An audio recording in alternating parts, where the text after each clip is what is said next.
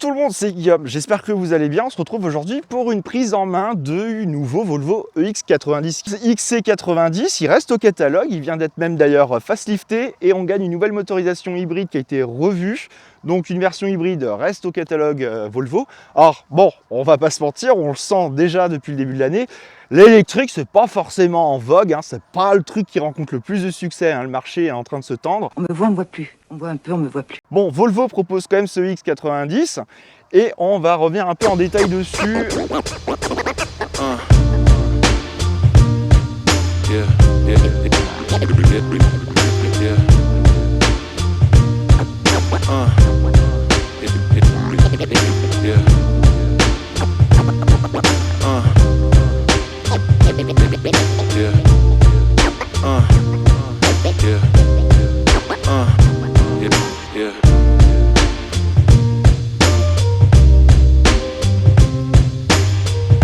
Voilà, on se retrouve après notre petite interlude musicale. On a trois finitions. On retrouve en entrée de gamme la version Start, au milieu de gamme Plus et l'Ultra qu'on essaye aujourd'hui. Trois motorisations électriques également.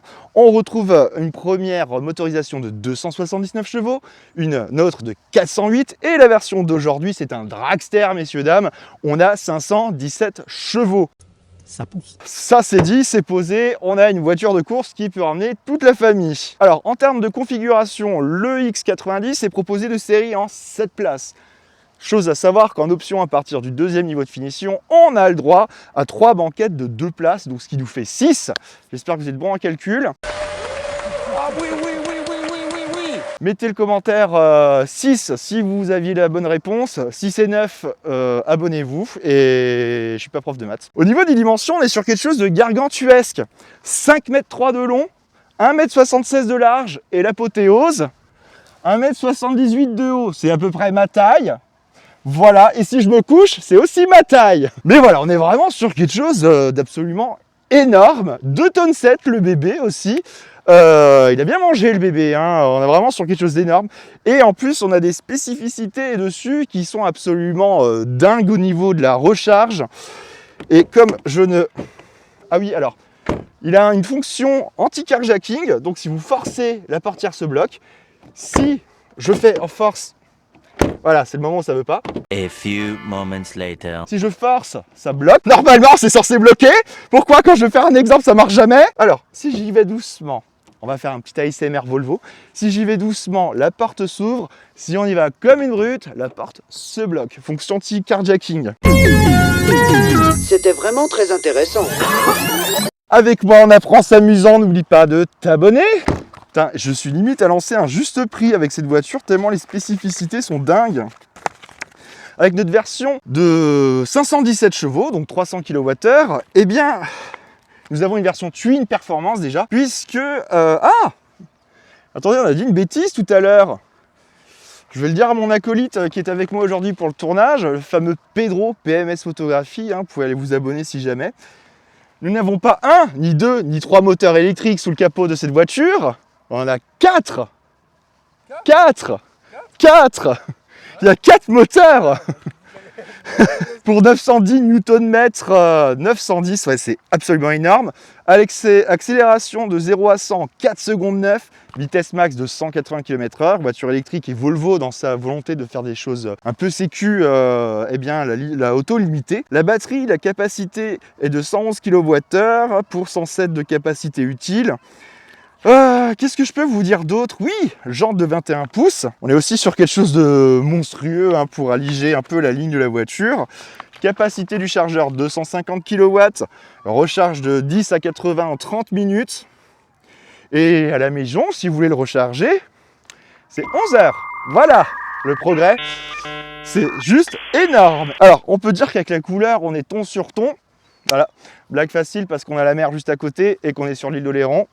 Pour ceux qui n'avaient pas reconnu et qui se demandaient où est-ce qu'on était encore cette semaine, dans l'endroit de rêver. Non, c'était quoi l'émission Faut pas rêver ou Thalassa pour les plus vieux d'entre nous. Je viens de me mettre une claque dans la gueule tout seul. En termes de design, eh ben, du coup, on est sur une évolution du style Volvo. On trouve les fameux marteaux de Thor qui sont ici, agrémentés désormais de cette petite barre verticale de LED. Et on est sur du Matrix LED. On retrouve toujours, parce qu'on est chez une marque suédoise, les fameux lave-glaces. Et oui, ils sont toujours là. Petite pensée RIP à Saab. Et on voit surtout sur cette Volvo eh bien, la disparition de la calandre. Alors, c'était déjà le cas avec le X30. Là, c'est fini. Plus de calandre, c'est plein. Et on a un nouveau logo Volvo beaucoup plus imposant et qui intègre des éléments de sécurité. Alors, on a aussi, pour refroidir le moteur, eh bien, ces ailettes qui sont cachées pour le moment, mais qui s'activent en fonction de la vitesse et de la chaleur du moteur. Au niveau de la sécurité, eh ben, c'est une Volvo. Donc on retrouve 8 caméras un peu tout autour disséminées sur la voiture et l'implantation d'un lidar juste là au-dessus qui lit la route et qui prend eh bien, en compte les occupants, les animaux, les piétons, les voitures, votre belle-mère et que sais-je, et j'en passe, ou le Père Noël, hein, puisqu'on est en Suède. Donc on a quand même une voiture bardée de technologie. Je vous l'ai dit, au niveau des dimensions, on est sur un très beau bébé, mais surtout, eh bien, on garde un véhicule qui est une évolution du XC90 avec ce vitrage qu'on reconnaît qui est là depuis 3 générations sur le XC90, des lignes assez simples, on est sur quelque chose de fluide avec ses poignées rétractables, on gagne ce bas de caisse comme toujours sur maintenant beaucoup de voitures qui est là pour alléger avec le pack de batterie, des très fines barres de toit ici qui sont un peu cachées, qui allègent un peu visuellement la voiture. De belles jantes 21 pouces, donc qui sont bicolores. Vraiment, on est sur quelque chose de très joli, très dynamique, ça lui va vraiment très bien. Au niveau de l'arrière, eh ben, c'est peut-être ce qui change le plus chez Volvo. On retrouve toujours de gros feux qui remontent jusqu'en haut de la voiture et qui descendent jusqu'au milieu. Mais il y a une évolution, désormais ils sont détachés. On retrouve toujours ce phare un peu en forme de pince qui vient ici manger vers le centre de la malle. Mais on a gagné maintenant cette barre ici en plastique qui vient un peu donner du dynamisme à la voiture. Volvo en lettrage comme toujours. Et on a un petit logo Twin Performance pour nous montrer l'expérience qu'on va vivre derrière son volant. Peu de changements quand même pour le reste. Ça reste Volvo, ça reste massif et ça reste costaud. Tout ce qu'on lui demande. Et bien bienvenue à bord de ce Volvo EX90. Donc on retrouve une belle sellerie quand même en cuir noir. Et surtout, eh ben, on a un insert en vrai bois et qui est rétroéclairé. Alors moi j'ai 2 points un peu négatifs sur la voiture. Alors c'est pas l'écran qui est là, c'est ici. On a une qualité de finition, enfin ce cuir synthétique, je trouve qu'il n'est pas très agréable au toucher. Quelques plastiques durs quand même, mais sinon pour le reste, on est sur quelque chose vraiment de très quali. Là c'est pareil, hein. Ça c'est mon deuxième défaut.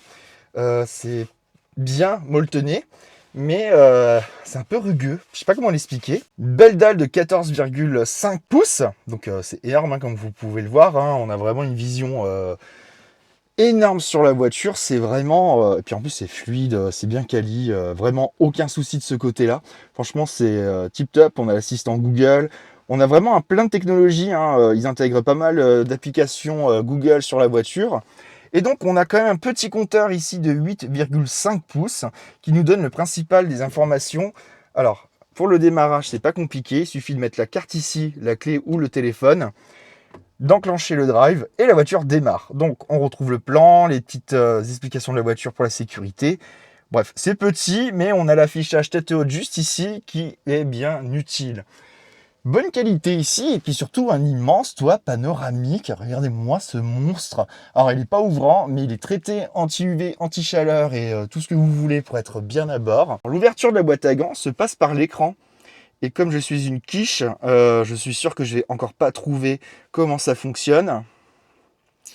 Ça, c'est un peu le problème quand on commence à mettre beaucoup d'écrans. Eh ben, on se perd. Je crois qu'il faut que je fasse voiture. Alors, attendez, je vais y arriver. Donc là, on a un mode 4 roues motrices, les aides à la conduite qui sont désactivables. On trouve tout ce qu'il faut un peu. Ah, voilà, boîte à gants.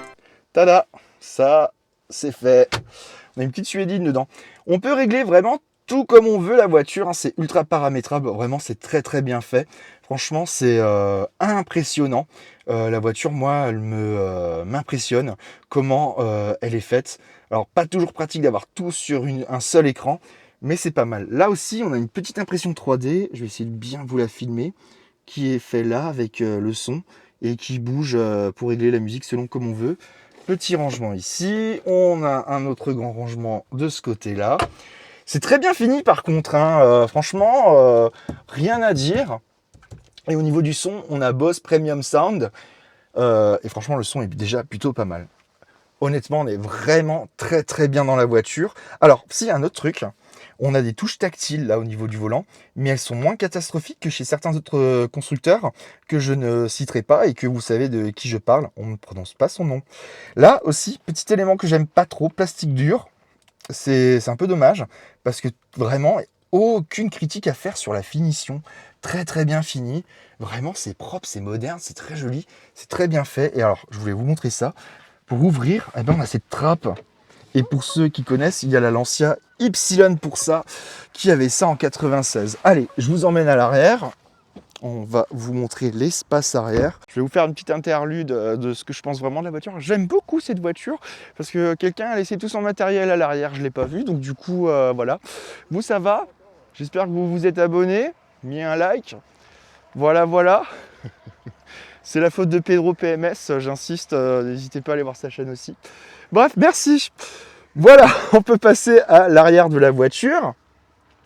Donc on a 3 sièges indépendants qui sont réglables. Alors, force de l'électrique, évidemment, on n'a pas de tunnel central, on a vraiment de la place pour A3. Hop. Voilà, je suis sur la place du milieu, je suis bien. Commande tactile, on retrouve tout ce qu'il faut pour être à l'aise à l'arrière. Petites aumônières. Alors, je remarque que les sièges sont creusés, mais qu'on a... Ah bah oui, non, j'ai carrément de la place, hein. On s'en fout en fait. Voilà, donc on est plutôt pas mal à l'arrière, et on profite surtout de l'immense toit panoramique ici. Puis voilà la vue un peu sur l'avant. Voilà, on a sacrément de l'espace à bord de la voiture. Ah oui, et puis on est en clim quadrizone, hein. Vraiment, cette voiture a été conçue sous chiffre 4. D'ailleurs, je crois que le 4 en Chine, je ne sais plus si ça porte bonheur ou malheur. En tout cas, tout est sous le signe du 4 sous cette voiture. Il y a toujours 4, 4, 4, 4. Vraiment incroyable. On a cette place à l'arrière. Il faudrait peut-être que je vous les montre. Et surtout, oui, je m'étale. Eh bien, les sièges sont indépendants. Et eh ben, on peut les bouger comme on a besoin, selon l'espace, surtout pour les passagers à l'arrière. Alors, j'ai manque de temps, donc je n'aurai pas le temps de vous montrer les 7 places arrière. Ce serait un peu tendu quand même pour 2 adultes à l'arrière. Il y aura de la place pour des enfants sans aucun souci. Et je vais vous montrer vite fait le coffre. Coffre à ouverture électrique. Bon, faites pas attention, il y a notre bordel. Mais regardez, il y a un énorme volume. J'ai pris ma grosse valise avec le mondial. Mais vous avez vu jusqu'à où elle va. C'est énorme. J'ai plus le litrage de la voiture. Je vous le mettrai en astérix là en dessous. Mais voilà. Commande aussi électrique. Donc, comme pour le Q6, regardez. Elle descend. Ça, c'est pratique quand on a des objets encombrants ou lourds. Toujours bienvenu ce genre d'équipement. Donc il suffit juste de rappuyer là, puis ça remonte, hein, tout simplement, on connaît le système. Là, c'est les boutons pour monter ou descendre les sièges de la 3e rangée. Ça aussi, c'est bien pratique, c'est électrique. On a pas mal de petits rangements aussi, là, comme ces crochets dans la voiture. Non, c'est plutôt bien foutu. Alors, on a un rangement là en dessous pour tous les câbles. Ça aussi, c'est très bien.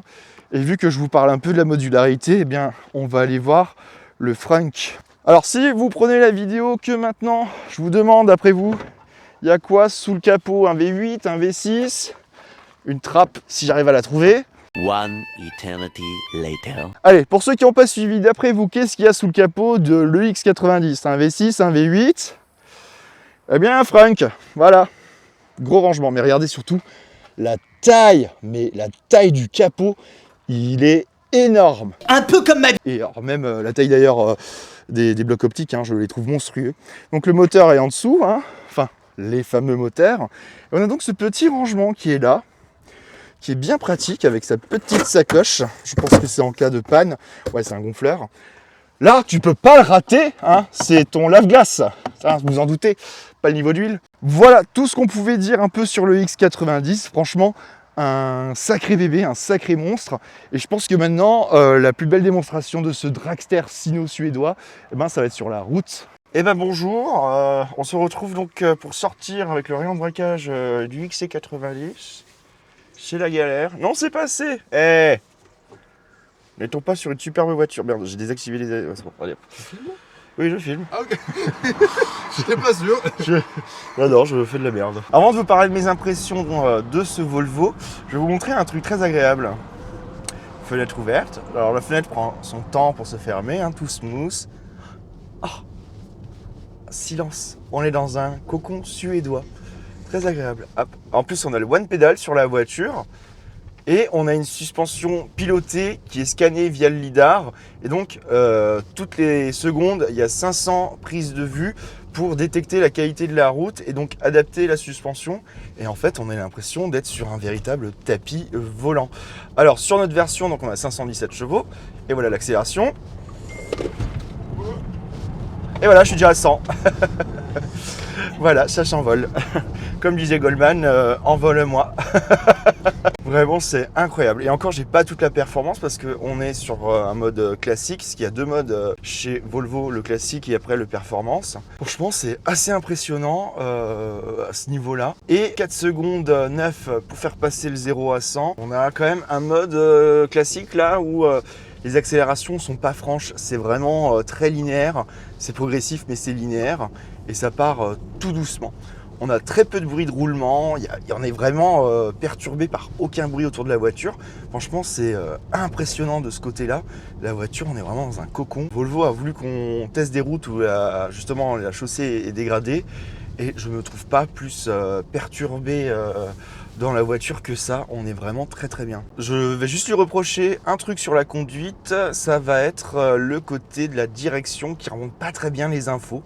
À force de vouloir faire ultra confortable, on se retrouve avec une direction un petit peu floue et on paye ça en virage où je trouve que la voiture justement on a du mal à savoir où la placer dans les virages. J'en ai discuté avec Volvo, j'aurais fait part que bon, on sent quand même qu'on a le poids de la voiture et le gabarit parce que pour le reste la voiture elle est ultra agréable. J'ai un peu du mal aussi avec le côté tablette où toutes les infos sont dessus, donc dès qu'on veut une fonctionnalité de la voiture, voilà, c'est une question d'habitude, mais au début c'est vrai que c'est un peu compliqué. L'affichage tête haute aussi est plutôt très bon.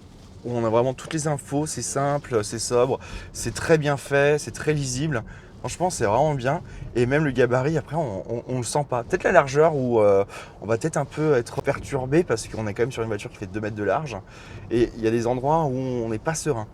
En ville, la voiture, elle est vraiment ultra agréable. Ça va être pareil sur autoroute où je trouve que la voiture est plutôt agréable. Enfin, on a fait surtout de la 4 voies pour le moment. Je vais comparer avec l'Audi Q6 que j'ai essayé récemment et que j'ai trouvé que la voiture était beaucoup plus dynamique mais en même temps développée avec Porsche. Donc là, on sent que Volvo n'est pas dans la même disposition avec son EX90. On est sur quelque chose de beaucoup plus confortable. Voilà, on est vraiment sur un véhicule qui est fait pour voyager, quelque chose de très agréable. Et qui n'a aucune prétention sportive. De toute façon, Volvo le reconnaît, hein, c'est pas du tout ce qu'il voulait, enfin, c'est pas du tout vers quoi il voulait nous amener. Donc on est sur quelque chose de très doux, de très agréable. Ça part vraiment bien. Là, j'ai personne. Je vais essayer le mode performance. Allez. Waouh, des propulsés.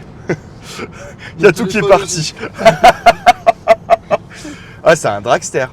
C'est impressionnant le coup de pied au cul qu'on se prend quand on le met en performance. Donc c'est le deuxième niveau de conduite de la voiture.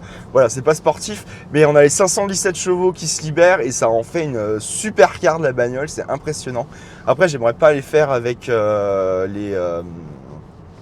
en virage parce que vraiment c'est pas son truc. Mais vraiment là-dessus, ça m'a bluffé. Et puis on a le one pedal qu'on va essayer parce que j'ai personne. On va le faire tout de suite. Et voilà, la voiture régénère et récupère toute seule. Fort quand même. Ouais, et ça freine fort en plus. Ça va jusqu'à l'arrêt, j'ai l'impression. J'ai l'impression que ça va à l'arrêt. J'ai Ouais. personne. Hein. Nickel. Ouais, elle s'arrête. Voilà. Donc on a le one pedal qui fait que la voiture s'arrête complètement. Et on repart, donc on n'utilise pas du tout nos freins. Alors il y a des moments quand on a le régulateur adaptatif, elle freine un peu pour rien. On a un peu des freinages fantômes. Parce qu'on a eu le cas hier avant le rond-point où elle s'est littéralement arrêtée avant le rond-point. Mais vraiment beaucoup avant le rond-point. Sinon, j'ai pas tout testé sur la voiture, hein, donc c'est bien pour ça que je vous dis que c'est une vidéo qui est prise en main. On essayera la voiture plus longuement prochainement.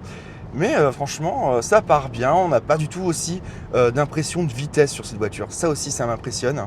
On n'a pas du tout de sentiment de vitesse. On n'a vraiment aucun bruit qui va nous dire tiens, je roule vite, je lève le pied. Non, vraiment, si on regarde pas le compteur, on peut très vite se faire avoir avec. Je suis hyper bien assis et on a plein de points de contrôle pour adapter son siège comme on veut, le volant aussi. Alors volant pareil, réglage depuis l'écran. Alors ça c'est un peu compliqué d'avoir tout réuni sur le principal critique, c'est d'avoir réuni toutes les fonctionnalités sur cet écran central. Je consomme en moyenne 22 kWh. Donc ça c'est sur tout le trajet qu'on a fait. Il y a ville 4 voies, un peu de national. Et là en moyenne je suis à 28. Ouais mais bon ça marche pas, j'ai fait le performance donc je l'ai un peu envoyé.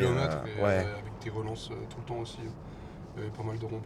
Ouais, 127 km, 22 kWh. C'est un peu gros, mais il faut qu'on ait en tête qu'on est sur une bagnole de 5 mètres de long. On est sur un truc de 2 tonnes 7. C'est gros, c'est lourd. C'est un peu le souci, mais honnêtement, je trouve que l'autonomie, elle tient plutôt bien. Et c'est vraiment ce que j'ai aussi envie de voir sur la durée. Parce que j'ai l'impression que l'autonomie, elle a du mal à perdre en kilométrage. On a vraiment, j'ai l'impression d'avoir un très gros champ d'action. Enfin bref, même j'aime bien aussi les rétroviseurs sans bord. Ils paraissent vraiment très petits. On a une bonne visibilité quand même autour de la voiture. Puis on est bardé de caméras, donc à tout moment, elle va nous lancer sur l'écran central des avertissements avec une vision 360 autour de la voiture. Donc non, c'est plutôt bien fait. Voilà ce que je pouvais vous dire. Même à l'arrière, on est vraiment bien dans la voiture. Le son aussi est excellent, que ce soit Bose ou l'autre système, donc j'ai plus le nom, Walker. Bowers & Wilkins, qui est excellent. Bref, une super voiture. Volvo est d'ailleurs très content du nombre de ventes qu'il a fait depuis le lancement de la voiture. On est à peu près à 230-240 unités sur les 1000 qui sont attendues jusqu'à la fin de l'année 2025, je précise. Mais comme tout le monde le sait, Volvo, ça va faire des années qu'ils font des voitures électriques et qui se sont lancés dans l'hybridation. Enfin, c'est plus discret que Toyota, c'est moins long que Toyota, mais ils avaient déjà une très bonne base de véhicules hybrides.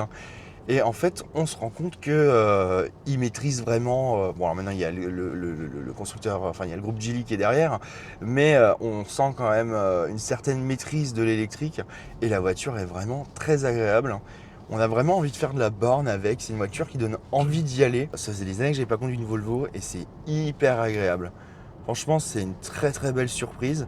Voilà, peut-être juste au démarrage, on va manquer un peu de pression, on va dire, pour lancer la voiture. Voilà, c'est vraiment toujours doux, c'est toujours très calme. Donc voilà, limite le basculer direct en performance quand on veut faire un dépassement. Mais sinon, on sent que la voiture est un peu bridée. Mais moi, j'ai pas eu de situation où il fallait que je pousse la voiture. Donc non, je reste vraiment sur quelque chose de très doux, de très agréable. Franchement, c'est une très très belle découverte, ce Volvo XC90. EX90. Alors ça aussi d'ailleurs, allez on finit là-dessus, même Volvo a le souci où il s'en mêle les pinceaux entre les deux bagnoles, XC90 et EX90. On arrive déjà au terme de notre prise en main, je vous entends d'ici faire « Oh non, c'était trop bien !» Bon, qu'est-ce qu'on retient? Bon, c'était trop court, je n'ai pas vraiment d'avis négatif sur la voiture. Donc, on est sur un beau bébé, le sommet de la gamme Volvo, on est sur un sacré monstre. On est sur une voiture ultra confortable. Alors, malgré une puissance qui pourrait faire décoller la voiture en direction de la Lune, on n'est pas... alors, on a des performances de dragster, mais la voiture, étant bien lourde, ne le permet pas forcément, malgré un centre de gravité plutôt bas. Donc, on roulera un peu pépère avec et on pourra lancer la puissance quand il y en a besoin, mais pas en virage. Pour le reste, super SUV pour le reste du temps, on va pas se mentir, aujourd'hui c'est tout ce que veulent les clients, ne veulent plus de limousine. Et moi j'aimais bien la Volvo S90 et V90, mais elles sont plus là. Donc on se rabattra sur le X90 si on veut. Alors l'autonomie est intéressante, voiture hyper sécurisante, on se sent bien, c'est cocooning, c'est l'esprit scandinave finalement. Donc c'est une très très bonne voiture. Est-ce que ça va permettre à Volvo de relancer un peu ses ventes sur le marché? Je ne suis pas sûr, on reste sur une voiture de niche.